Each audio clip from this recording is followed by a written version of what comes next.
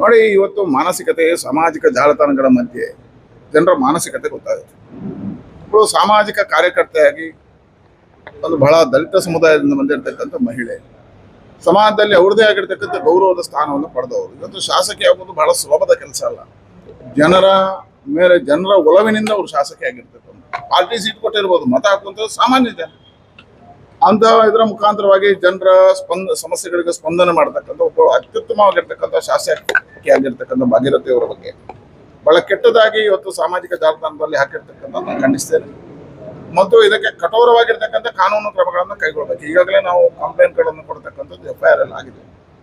ಸರ್ಕಾರ ಎಚ್ಚೆತ್ತು. ನೋಡಿ, ಈ ರಾಜ್ಯದಲ್ಲಿ ಸಿದ್ದರಾಮಣ್ಣನವರ ವಿರುದ್ಧ ಬರೆದಾಗ ರಾತ್ರಿ ಪತ್ರಕರ್ತರನ್ನು ಮನೆಯಿಂದ ಹಿಡ್ಕೊಂಡು ಹೋಗ್ತಿದ್ದೆ. ಪತ್ರಕರ್ತರನ್ನು ರಾತ್ರಿ 12 ಗಂಟೆಗೆ ನಮ್ಮ ಪೇಜ್ ಏನು ನಡೆಸ್ತಾರೆ ಸೋಷಿಯಲ್ ಮೀಡಿಯಾ, ಅವರನ್ನು ತಗೊಂಡು ಹೋಗ್ತಿದೆ. ಅವರನ್ನೆಲ್ಲ ಬಂಧನದಲ್ಲಿ 6 ದಿನ 10 ದಿನ ಜೈಲಿಗೆ ಹಾಕಿದ್ದಿದೆ. ಆದರೆ ಸಿದ್ದರಾಮಯ್ಯರಿಗೊಂದು ಕಾನೂನು, ಶಾಸಕರಿಗೊಂದು ಕಾನೂನು, ಇಲ್ಲಿರ್ತಕ್ಕಂಥ ವ್ಯಕ್ತಿಗಳಿಗೊಂದು ಕಾನೂನು. ಸಿದ್ದರಾಮಯ್ಯರ ವಿರುದ್ಧ ಬರೆದಾಗ ಏನು ಕಾನೂನು ತಗೊಂಡಿದ್ದಾರೆ ಅದೇ ಕ್ರಮವನ್ನು ತಗೋಬೇಕು. ಯಾಕಂದ್ರೆ ಅವರು ಒಬ್ರು ದಲಿತ ಮಹಿಳೆ, ಅವರ ಮೇಲೆ ಜಾತಿ ನಿಂದನೆ ಆಗಿದೆ ಆಯಸ್ಸಿನ. ಹಾಗೆ ತಕ್ಷಣ ಇದಕ್ಕೆ ಸರ್ಕಾರ ಎಚ್ಚೆತ್ತುಕೊಂಡು ಕಠೋರವಾಗಿರ್ತಕ್ಕಂಥ ಕ್ರಮದ ಮುಖಾಂತರ ಅವರನ್ನು ಬಂಧಿಸಬೇಕು ಅಂತ